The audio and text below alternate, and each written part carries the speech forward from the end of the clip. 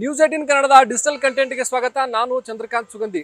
ಬೆಳಗಾವಿಯಲ್ಲಿ ಇತ್ತೀಚೆಗೆ ಅಮಾಯಕರ ಆಸ್ತಿ ಹೊಡೆಯುವಂತ ಒಂದು ಜಾಲ ಆಕ್ಟಿವ್ ಆಗಿರ್ತಕ್ಕಂಥದ್ದು. ಈ ಒಂದು ಜಾಲದ ವಿರುದ್ಧ ಈಗ ಬೆಳಗಾವಿ ಜಿಲ್ಲಾ SP ಕೆ ರಾಮರಾಜನ್ ಕಾರ್ಯಾಚರಣೆ ನಡೆಸಿದ್ದಾರೆ. ಹುಕ್ಕೇರಿ, ಸಂಕೇಶ್ವರ ಮತ್ತೆ ಮೂಡಲಗಿಯಲ್ಲಿ ಒಟ್ಟು 6 ಪ್ರಕರಣಗಳು ಬಯಲಾಗಿರ್ತಕ್ಕಂಥದ್ದು. ಇವರು ಹೇಗೆಲ್ಲ ಆಸ್ತಿ ಹೊಡೆದಿದ್ರು ಅಂತ ಹೇಳ್ತೀನಿ. ಅದಕ್ಕೂ ಮೊದಲು ನ್ಯೂಸ್ 18 ಕನ್ನಡದ ಫೇಸ್ಬುಕ್ ಪೇಜ್ ಅನ್ನು ಲೈಕ್ ಮಾಡಿ, ಹಾಗೇನೆ ನ್ಯೂಸ್ 18 ಕನ್ನಡದ ಯೂಟ್ಯೂಬ್ ಚಾನಲ್ ಸಬ್ಸ್ಕ್ರೈಬ್ ಮಾಡಿ, ಹಾಗೇನೆ ಬೆಲ್ ಐಕನ್ ಒತ್ತೋದನ್ನ ಮರಿಬೇಡಿ.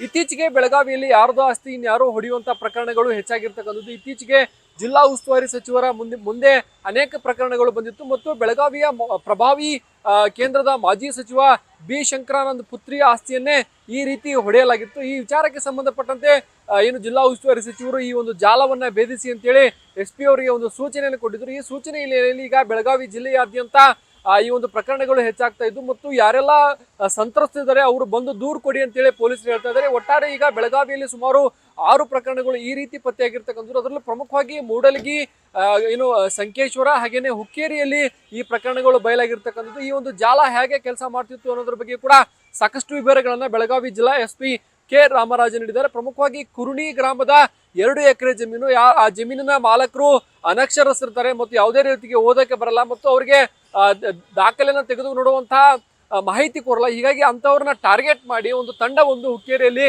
ಆಕ್ಟಿವ್ ಆಗಿರ್ತಕ್ಕಂಥದ್ದು. ಈ ಒಂದು ತಂಡವನ್ನ ಈಗ ಪೊಲೀಸರು ಬಲೆಗೆ ಬೀಳಿಸಿದ್ದಾರೆ. ಜೊತೆಗೆ ಏನು ಅಂತಂದ್ರೆ ಹುಕ್ಕೇರಿಯ ಸಬ್ ರಿಜಿಸ್ಟರ್ ಮಡಿವಾಳಯ್ಯ ಅವರನ್ನು ಕೂಡ ಈ ಒಂದು ಪ್ರಕರಣ ಸಂಬಂಧಪಟ್ಟಂತೆ ಬಂಧಿಸಲಾಗಿರ್ತಕ್ಕಂಥದ್ದು. ಜೊತೆಗೆ ಏನು ಈ ಫೋಟೋ ಎಡಿಟ್ ಮಾಡ್ತಿರ್ತಕ್ಕಂಥ ಫೋಟೋ ಎಡಿಟರ್ ಸೂರ್ಯವಂಶಿ ಹಾಗೇನೆ ಇದಕ್ಕೆ ಸಾಥ್ ಕೊಟ್ಟಂತವ್ರು ಸುಮಾರು 8 ಜನರನ್ನ ಈಗ ಬೆಳಗಾವಿ ಪೊಲೀಸರು ಅರೆಸ್ಟ್ ಅನ್ನ ಮಾಡಿರ್ತಕ್ಕಂಥದ್ದು. ಪ್ರಮುಖವಾಗಿ ಈ ಒಂದು ಕೆಲಸವನ್ನ ಹೇಗೆ ಮಾಡ್ತಾರೆ ಅಂತಂದ್ರೆ, ಒಂದು ಗ್ರಾಮದಲ್ಲಿ ಒಂದು ಜಮೀನಿದೆ, ಆ ಜಮೀನಿಗೆ ಮಾಲಕರು ಯಾರಿಲ್ಲ, ಮಾಲಕರಿದ್ರು ಕೂಡ ಅವ್ರಿಗೆ ಅನಕ್ಷರಸ್ಥರಿರ್ತಾರೆ, ಅವ್ರನ್ನ ಟಾರ್ಗೆಟ್ ಮಾಡ್ತಾರೆ. ಆ ಜಮೀನನ್ನ ಹುಡುಕುವಂಥದ್ದು ಒಂದು ಗ್ಯಾಂಗ್ ಇದೆ. ಆ ಒಂದು ಗ್ಯಾಂಗ್ ಕೆಲಸವೇ ಆ ಜಮೀನು ಹುಡುಕೋದು. ಜಮೀನನ್ನು ಹುಡುಕಿದ ಬಳಿಕ ಅದಕ್ಕೆ ಬೇಕಾದಂತಹ ದಾಖಲೆಗಳನ್ನ ತಯಾರು ಮಾಡ್ತಾರೆ ಮತ್ತು ಸಬ್ ರಿಜಿಸ್ಟರ್ನಲ್ಲಿ ಮಾಲಕರ ಯಾರೆಲ್ಲ ಮಾಲಕರು ಇರ್ತಾರೆ ಅವರು ಎಷ್ಟು ವಯಸ್ಸಿನವರಿದ್ದಾರೆ ಅಂತ ಹೇಳಿ ತಿಳಿದುಕೊಂಡು ಅದೇ ವಯಸ್ಸಿನ ವ್ಯಕ್ತಿಗಳನ್ನ ಕರೆತರ್ತಾರೆ. ಜೊತೆಗೆ ಏನಂದ್ರೆ ಬರುವಂತಹ ಸಂದರ್ಭದಲ್ಲಿ ಅವರ ಆಧಾರ್ ಕಾರ್ಡ್ ಅನ್ನ ಈ ಒಂದು ಸೂರ್ಯವಂಶಿ ಅಂತಕ್ಕಂಥ ಫೋಟೋಶಾಪ್ ಇಟ್ಕೊಂಡಂತಹ ವ್ಯಕ್ತಿಯ ಬಳಿಯಲ್ಲಿ ಎಡಿಟ್ ಮಾಡ್ತಾರೆ. ಏನು ಮೊದಲು ಆಧಾರ್ ಕಾರ್ಡ್ ಅಥೆಂಟಿಕೇಶನ್ ಬಗ್ಗೆ ಸಾಕಷ್ಟು ಅನುಮಾನಗಳು ಸೃಷ್ಟಿಯಾಗಿತ್ತು. ಬೆಳಗಾವಿ ಜಿಲ್ಲಾಧಿಕಾರಿಗಳು ಕೂಡ ಈ ಬಗ್ಗೆ ಸಾಕಷ್ಟು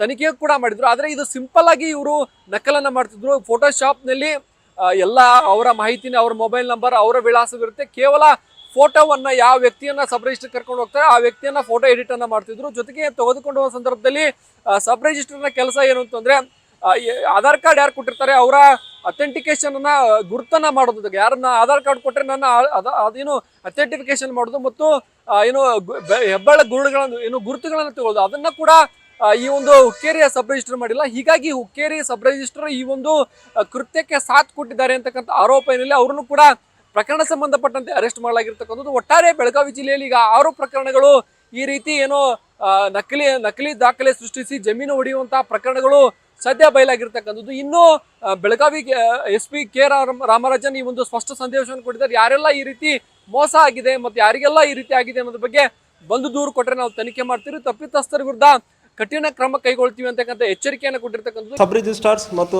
ಸಾರ್ವಜನಿಕರಿಗೆ ನಾವು ಹೇಳ್ಕೊಳ್ಳೋದೇನೆಂದರೆ, ಯಾವುದೇ ಕಾರಣಕ್ಕೆ ಇಂತಾಗ ನೀವು ಫೇಕ್ ಡಾಕ್ಯುಮೆಂಟ್ ಇಟ್ಕೊಂಡು ರಿಜಿಸ್ಟ್ರೇಷನ್ ಮಾಡೋಕ್ಕೆ ಹೋಗ್ತೀರಂದರೆ 100% ವಿಲ್ ಎನ್ಶ್ಯೂರ್ ನೀವು ಜೈಲಿಗೆ ಹೋಗ್ತೀರಿ. ಡಿಜಿಟಲ್ ಎವಿಡೆನ್ಸ್ ನಮ್ಮ ಕೈಯಲ್ಲಿ ಇರ್ತದೆ. ಇದರಲ್ಲಿಂದ ನೀವು ತಪ್ಪಿಸ್ಕೊಳ್ಳೋದಕ್ಕೂ ಸಾಧ್ಯನೇ ಇಲ್ಲ. ಇದರಲ್ಲಿ ಬಾಂಡ್ ರೈಟರ್ಸ್, ಸಬ್ ರಿಜಿಸ್ಟ್ರಾರ್ ಯಾವುದೇ ನಿಮ್ಮ ಕನಿವನ್ಸ್ ಇರೋ ಸಂದರ್ಭದಲ್ಲಿ 100% ಕಾನೂನಿನಿಂದ ನೀವು ಬಿಡುವುದಕ್ಕೆ ಅವಕಾಶ ಇರೋದಿಲ್ಲ. ಯಾವುದೇ ಒಂದು ವೇಳೆ ಇಂತಾಗ ಒಂದು ಜಮೀನನ್ನು ತೊಗೊಂಡು ಇನ್ನೊಬ್ಬರಿಗೆ ಸೇಲ್ ಮಾಡಿ ಅದರಿಂದ ಲಾಭ ಪಡೆಯುವ ಸಂದರ್ಭನ ಅವಕಾಶನೂ ಇರುವುದಿಲ್ಲ. ಯಾವುದು ಪರ್ಚೇಸ್ ಮಾಡೋದಕ್ಕೆ ಯಾವುದು ಪ್ರಯತ್ನ ಮಾಡ್ತೀರಂದ್ರೆ, ಇಂತಾಗ ಫೇಕ್ ರಿಜಿಸ್ಟ್ರೇಷನ್ ಇರೋ ಸಂದರ್ಭದಲ್ಲಿ ನಿಮ್ಮ ಫೋಟೋ ಕ್ಯಾಪ್ಚರ್ ಆಗಿರ್ತದೆ, ನಿಮ್ಮ ID ಪ್ರೂಫಲ್ಲಿ ಇರ್ತದೆ, ನಿಮ್ಮ ಸಿಗ್ನೇಚರಲ್ಲಿ ಇರ್ತದೆ. ಸೊ ದಾಖಲಾತಿಯಲ್ಲಿ ಎಲ್ಲ ಡಿಜಿಟಲ್ ಆಗಿ ಸಿಕ್ಕಿರ್ತದೆ.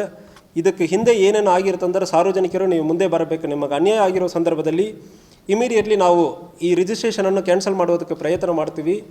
ಅದಲ್ಲದೆ ಈ ಘಟನೆಯಲ್ಲಿ ಯಾರ್ಯಾರು ಇನ್ವಾಲ್ವ್ ಆಗಿದ್ದಾರೋ ಎಲ್ಲರನ್ನು ಕೂಡ ನಾವು ಶಿಕ್ಷೆ ಹಾಕುವುದು ಬಾರೆ ನಾವು ಬಿಡುವುದಿಲ್ಲ. ಇದು 100% ಫಾಲೋ ಅಪ್ ಮಾಡ್ತೀವಿ.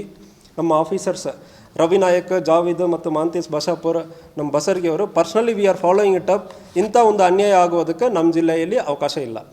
ಇಡೀ ಬೆಳಗಾವಿ ಜಿಲ್ಲೆಯಾದ್ಯಂತ ಈ ರೀತಿಯ ಜಾಲ ಸದ್ಯ ಆಕ್ಟಿವ್ ಆಗಿರ್ತಕ್ಕಂಥದ್ದು. ಕೇವಲ 6 ಪ್ರಕರಣಗಳು ಈಗ ಬಯಲಾಗಿವೆ. ಇನ್ನು ಹಲವು ಪ್ರಕರಣಗಳ ಹಿಂದೆ ಪೊಲೀಸರು ಬಿದ್ದಿರ್ತಕ್ಕಂಥದ್ರಲ್ಲಿ ಪ್ರಮುಖವಾಗಿ ಹುಕ್ಕೇರಿ ಸಂಕೇಶ್ವರ ಪೊಲೀಸ್ ಇನ್ಸ್ಪೆಕ್ಟರ್ಗಳು ಈ ಪ್ರಕರಣ ಸಂಬಂಧಪಟ್ಟಂತೆ ಸಾಕಷ್ಟು ಡ್ರಿಲ್ ಅನ್ನ ಮಾಡಿರ್ತಕ್ಕಂಥದ್ದು. ಈ ಒಂದು ಫೋಟೋಶಾಪ್ ನಲ್ಲಿ ಎಡಿಟ್ ಮಾಡಿದಂತಹ ವ್ಯಕ್ತಿಯಿಂದ 3 ಪ್ರಕರಣಗಳು ಬಯಲಾಗಿವೆ. ಆತನ ಬಳಿಯಲ್ಲೇ ಫೋಟೋಗಳನ್ನ ಎಡಿಟ್ ಮಾಡ್ತಾ ಇದ್ರು ಮತ್ತು ಈ ಒಂದು ಏನು ಮಾರಾಟಕ್ಕೆ ಬರುವಂತಹ ವ್ಯಕ್ತಿ ಅಂದ್ರೆ ಖರೀದಿಗೆ ಬರುವಂತಹ ಸಬ್ ರಿಜಿಸ್ಟರ್ ನಲ್ಲಿ ಬರುವಂತಹ ವ್ಯಕ್ತಿಯು ಕೂಡ ಜಾಲ ಇದೆ. ಅವರು ಮನೆಯಲ್ಲೇ ತಂದೆ ತಾಯಿ ಮಕ್ಕಳು ಅಂದ್ರೆ ಒಂದು ವೇಳೆ ಜಮೀನಿನ ಮಾಲಕರು 20 ರಿಂದ 30 ವಯಸ್ಸಿನವರಾದ್ರೆ ಆ ವಯಸ್ಸಿನವ್ರನ್ನ ಕರ್ಕೊಂಡ್ ಬರೋದು ಮತ್ತು ಅಥವಾ ವೃದ್ಧರಿದ್ರೆ ಅವ್ರನ್ನ ಅದೇ ರೀತಿಯ ವ್ಯಕ್ತಿಗಳನ್ನ ಕರೆತಂದು ಈ ರೀತಿ ಏನು ಈ ಒಂದು ಜಮೀನನ್ನ ಖರೀದಿ ಮಾಡ್ತಾ ಇದ್ರು. ಕೋಟ್ಯಾಂತರ ರೂಪಾಯಿ ಬೆಲೆ ಬಾಳುವ ಜಮೀನು ಹೀಗೆ ಹಗಲು ಹೊತ್ತಲ್ಲೇ ದರೋಡೆಯನ್ನ ಮಾಡ್ತಾ ಇದ್ರು. ಈ ಒಂದು ಪ್ರಕರಣಗಳು ಸಾಕಷ್ಟು ಈಗ ಬೆಳಗಾವಿ ಜಿಲ್ಲೆಯಾದ್ಯಂತ ಸಂಚಲನ ಸೃಷ್ಟಿ. ಮತ್ತೊಂದು ಕಡೆ ಏನು ಅಂತಂದ್ರೆ ಈಗ ಹೊಸ ಕಾಯ್ದೆಯ ಪ್ರಕಾರ, ನೋಂದಣಿ ಕಾಯ್ದೆಯ ಪ್ರಕಾರ ನನ್ನ ಜಮೀನು ಬೆಳಗಾವಿಯಲ್ಲಿ ಇದ್ರೆ ನಾನು ಬೆಳಗಾವಿಯಲ್ಲೇ ನೋಂದಣಿ ಮಾಡುವಂತ ಅವಶ್ಯಕತೆ ಇಲ್ಲ, ನಾನು ಬೆಂಗಳೂರಲ್ಲೇ ಮಾಡಬೇಕು ಅಂತಕ್ಕಂಥದ್ದು ಕಾನೂನಲ್ಲಿ ಬದಲಾವಣೆ ಇದೆ. ಇದರಿಂದ ಸಾಕಷ್ಟು ಪರಿಣಾಮಗಳಾಗ್ತವೆ, ಸಾಕಷ್ಟು ಅಮಾಯಕರಿಂದ ಇದರಿಂದ ಮೋಸ ಆಗ್ತಿದೆ. ಜಮೀನು ಬೆಳಗಾವಿಯಲ್ಲಿ ಇರುತ್ತೆ, ಅವರು ಮೂಡಲಗಿಯಲ್ಲಿ ರಿಜಿಸ್ಟರ್ ಮಾಡ್ತಾರೆ. ಹೀಗಾಗಿ ಅಲ್ಲಿನ ಅಧಿಕಾರಿಗಳಿಗೂ ಕೂಡ ಈ ಜಮೀನಲ್ಲಿದೆ ಮತ್ತು ಇದರ ಮೂಲ ಮಾಲಕರು ಯಾರು ಇಲ್ಲ ಅಂತಕ್ಕಂಥದ್ದು ಸ್ಪಷ್ಟವಾಗಿ ಗೊತ್ತಾಗಲಿ. ಹೀಗಾಗಿ ಏನು ಈಗ ಸರ್ಕಾರವು ಕೂಡ ಎಚ್ಚೆತ್ತುಕೊಂಡು ಏನು ಈ ಜಮೀನು ಮಾರಾಟದ ವೇಳೆಯಲ್ಲಿ, ನೋಂದಣಿ ವೇಳೆಯಲ್ಲಿ ಆಧಾರನ್ನ ಕಡ್ಡಾಯವಾಗಿ ಪರಿಶೀಲನೆ ಮಾಡಬೇಕು. ಈ ಒಂದು ಹುಕ್ಕೇರಿ ಪ್ರಕರಣದಲ್ಲಿ ಅವರು ಹೇಳಿರೋದು ಆಧಾರ್ ಕಾರ್ಡ್ ಕೊಡ್ತೀವಿ ಅಂತೇಳಿ, ಆದರೆ ದಾಖಲೆಗಳಲ್ಲಿ ಇರ್ತಕ್ಕಂಥದ್ದು ಪ್ಯಾನ್ ಕಾರ್ಡ್. ಒಂದ್ ವೇಳೆ ಆಧಾರ್ ಕಾರ್ಡ್ ಕೊಟ್ರೆ ಅದಕ್ಕೆ ಆಧಾರ್ ಕಾರ್ಡ್ಗೆ OTP ಬರುತ್ತೆ, ಆ OTP ಅನ್ನ ಹೇಳ್ಬೇಕಾಗುತ್ತೆ. ಹಾಗಾಗಿ ಅವ್ರು ಹೇಳಿರೋದು ಅಲ್ಲಿ ಬರ್ಸಿರೋದು ಆಧಾರ್ ಕಾರ್ಡ್ ಅಂತೇಳಿ, ಆದ್ರೆ ಅವ್ರು ಕೊಟ್ಟಿರೋದು ಪ್ಯಾನ್ ಕಾರ್ಡ್. ಹೀಗೆ ಸಾಕಷ್ಟು ವಂಚನೆಯನ್ನ ಮಾಡಿದ್ದಾರೆ. ಏನು ಡಿಜಿಟಲ್ ಎವಿಡೆನ್ಸ್ ಮೂಲಕ ಯಾರನ್ನು ಕೂಡ ಬಿಡುವಂತಹ ಪ್ರಶ್ನೆನೇ ಇಲ್ಲ. ಯಾರೆಲ್ಲ ತಪ್ಪಿತಸ್ಥರಿದ್ದಾರೆ ಅವರು ಜೈಲಿಗೆ ಹೋಗ್ತಾರೆ ಅಂತಕ್ಕಂಥ ಎಚ್ಚರಿಕೆಯನ್ನ ಬೆಳಗಾವಿ SP ಕೆ ರಾಮರಾಜ್ ನೀಡಿದ್ದಾರೆ. ಇನ್ನಾದ್ರೂ ಜಿಲ್ಲಾ ಯಾರೆಲ್ಲ ಏನು ಮಾಲೀಕರಿದ್ದಾರೆ, ಯಾರಿಗೆಲ್ಲ ಅನುಮಾನ ಇರುತ್ತೆ, ಅವರು ಈ ಒಂದು ನೋಂದಣಿ ಕಚೇರಿಯಲ್ಲಿ ಹೋಗಿ ತಮ್ಮ ದಾಖಲೆಗಳನ್ನ ಪರಿಶೀಲನೆ ಮಾಡಬೇಕು. ಒಂದ್ ವೇಳೆ ಯಾರಾದ್ರ ಹೆಸರು ಬಂದಿದ್ರೆ, ಯಾರಾದ್ರ ಹೆಸರಿಗೆ ಖರೀದಿಯನ್ನ ಮಾಡಿಕೊಟ್ಟಿದ್ರೆ ಅದನ್ನ ಪೊಲೀಸ್ ಠಾಣೆ ಮೆಟ್ಲು ಏರಬೇಕು ಅಂತಕ್ಕಂಥ ಏನು ಸಂದೇಶವನ್ನು ಕೂಡ ಬೆಳಗಾವಿ SP ಸದ್ಯ ನೀಡಿದ್ದಾರೆ. ಒಟ್ಟಾರೆ ಬೆಳಗಾವಿ ಜಿಲ್ಲೆಯಲ್ಲಿ 6 ಪ್ರಕರಣಗಳು ಈಗ ಸಂಚಲನ ಮೂಡಿಸಿದ್ದು, ಇನ್ನೆಷ್ಟು ಪ್ರಕರಣಗಳು ಈ ಒಂದು ವಿಚಾರದಲ್ಲಿ ಬಯಲಾಗ್ತಿವೆ ಅಂತಕ್ಕಂಥ ಕುತೂಹಲ ಹೆಚ್ಚಾಗಿದೆ. ನಿರ್ಭೀತ, ನಿಷ್ಪಕ್ಷಪಾತ, ವಿಶ್ವಾಸಾರ್ಹ ಸುದ್ದಿಗಳಿಗೆ ಮತ್ತೊಂದು ಹೆಸರಾಗಿರೋ News18 ಕನ್ನಡ ಈಗ ಆಪ್ನಲ್ಲೂ ಲಭ್ಯ ಇದೆ. ದಯವಿಟ್ಟು ಇಲ್ಲಿರೋ QR ಕೋಡ್ ಅನ್ನ ಸ್ಕ್ಯಾನ್ ಮಾಡಿಕೊಂಡು ಆಪ್ ಡೌನ್ಲೋಡ್ ಮಾಡೋದಕ್ಕೆ ಮರಿಬೇಡಿ.